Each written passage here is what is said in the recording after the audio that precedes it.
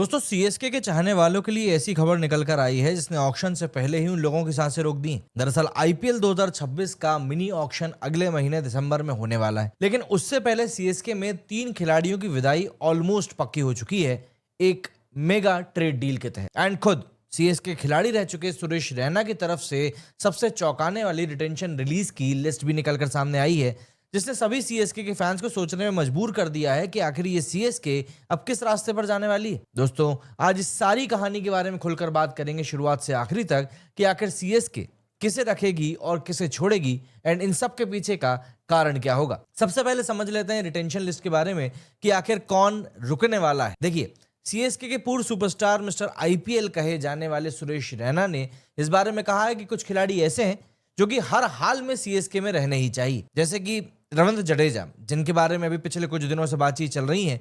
वो एक perfect non negotiable खिलाड़ी है। देखिए, जडेजा को सीएसके में ही रहना चाहिए क्योंकि उनकी बॉलिंग, उनकी फील्डिंग एंड सबसे बढ़कर उनका मैच विनिंग प्रेजेंस बहुत ज्यादा जरूरी। राजस्थान रॉयल्स ने सीएसके को एक बड़े ट्रेड का ऑफर दिया संजू सैमसन के बदले में जडेजा प्लस सैम करन। लेकिन एक तौर पर यह बात सामने आ रही है कि भाई सीएसके ने इस ऑफर को जडेजा को लेकर अनटचेबल बता दिया है कि नहीं, जडेजा को लेकर हम बिल्कुल रिस्क नहीं ले सकते। हालांकि कई सारी जगहों पर जडेजा के ट्रेड हो जाने की और जडेजा से बातचीत की जाने की भी बातें सामने आ रही हैं। इसके बाद बारी आ जाती है जडेजा के बाद एमएस धोनी की। अब धोनी अभी भी खेल रहे हैं, उम्र के एक पड़ाव को वो पार कर चुके हैं, ये बात हम सब जानते हैं।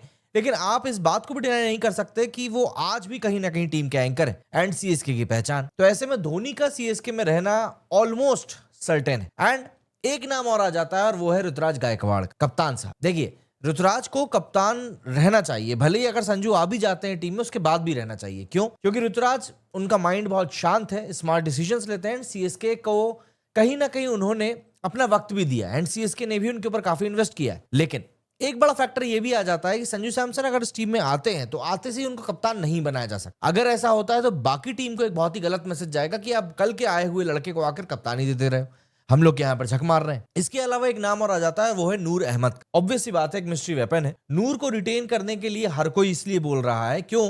क्योंकि बंदा यंग है, शार्प है एंड सबसे बड़ी बात अनप्रेडिक्टेबल है। सीएसके के बॉलिंग प्लान्स में एक बड़ा रोल निभाएगा। मतलब सीएसके का कोर एक तरीके से 4 खिलाड़ी के आसपास फाइनल हो चुका है, जिसमें धोनी, जडेजा, ऋतुराज और नूर अहमद पक्के तौर पर। अब देखिए, विदाई की अगर हम लोग बात करें तो ये विदाई ही है जो कि फैन बेस को कहीं ना कहीं हिला सके। यहाँ पर मैं 3 बड़े नामों का आपको क्लियर कट तरीके से बताने वाला हूँ कि भाई ये नाम जो है ये जा सकते हैं। जैसे सबसे पहला नाम मेरे लिए है यहाँ पर डेवॉन कॉनवॉय का। देखिए, स्टैट्स की अगर हम बात करें तो 6 मैचेस में 156 रन बनाए हैं, एवरेज है 26 का, स्ट्राइक रेट 130 का एंड बीच सीजन में टीम छोड़कर वापस भी चले गए थे। कीमत थी 6 करोड़ 25 लाख रुपए। अगर इंपैक्ट की बात करें तो वो उसके मुकाबले 0 था। लोकल ओपनर को यहां पर लाना चाहिए एंड कॉनवे को छोड़ना चाहिए, क्योंकि आप एक ऐसे खिलाड़ी के ऊपर डिपेंडेंसी नहीं रख सकते अपने टीम की जो कि टीम को बीच में छोड़ के जाने के लिए तैयारी करके बैठा हो। इसके अलावा विजय शंकर भी एक ऐसा ही नाम है। शंकर को काफी मौके मिल चुके हैं लेकिन परफॉर्मेंस स्टडी नहीं आई। एक समय पर विजय शंकर को हार्दिक पांड्या का भी एक कंपटीटर बताया जा रहा था,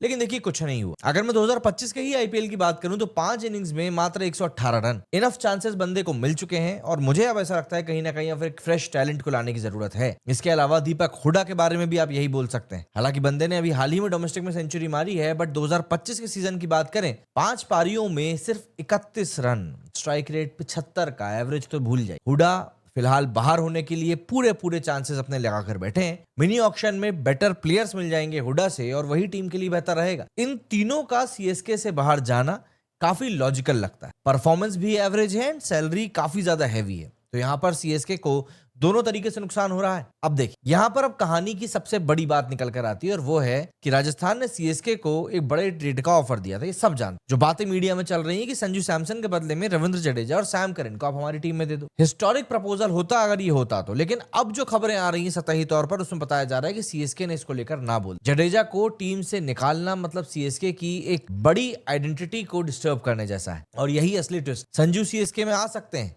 इसमें कोई दो राय नहीं है, लेकिन जड्डू के बदले ये नहीं हो पाए। सीएसके की स्ट्रैटेजी एक हद तक पूरी साफ है कि लोकल ओपनर उनको चाहिए, मिडिल ऑर्डर को उनको रिफ्रेश करना है एंड ऑक्शन में पर्स को बड़ा लेकर जाना है जिससे कि खरीदारी करने में दिक्कत ना हो। कोड यहाँ पर धोनी जड्डू के इर्द गिर्द ही रहेगा। यहाँ पर आप ऋतुराज को भी इंक्लूड कर सकते हैं एंड मिस्ट्री स्पिन को यहाँ पर और मजबूत कर। Apart from that Conway, Hooda and Shankar की विदाई के बाद सीएसके के पर्स में जगह भी बनेगी और नए खिलाड़ियों के एंट्री के दरवाजे भी खुलेंगे। देखिए, सीएसके हमेशा से स्मार्ट स्काउटिंग करती रही है एंड मिनी ऑक्शन में एक बार फिर से एक दो बड़े नाम पकड़ सकते, इस बात में कोई दो राय नहीं। तो दोस्तों, ऑक्शन से पहले सीएसके में 3 की विदाई, एक मेगा ट्रेड डील एंड इस पूरे माहौल ने वाकई में सीएसके के लिए रिटेंशन के गेम को बहुत ज्यादा इंटरेस्टिंग बना दिया है। अब आपसे सवाल मेरा ये है कि क्या आपको लगता है कॉनवे को रिलीज करना सही होगा? क्या हुडा और शंकर एग्जिट को डिजर्व करते हैं? क्या जडेजा वाकई में सीएसके से बाहर जा पाएंगे या सीएसके की अपनी